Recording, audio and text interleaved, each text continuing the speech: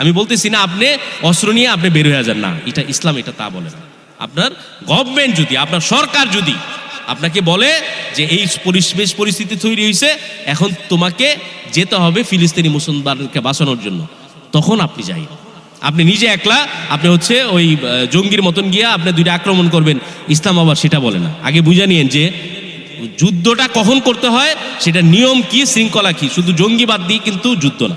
আমরা অনেকে মনে করি যে আমরা দুইজন চলে গেলাম, আমরা গিয়ে একটা কিছু করে ফেলবো, ওই জিনিসটা আপনার হচ্ছে সমাধান না। যদি কখনো ইসলামিক হুকুমত এসে আমাদেরকে বলে যে তোমাকে যুদ্ধে যেতে হবে, সেই সময় আমরা প্রস্তুত আছি না ভাই? ইনশাল্লাহ প্রস্তুত আছি না ভাই?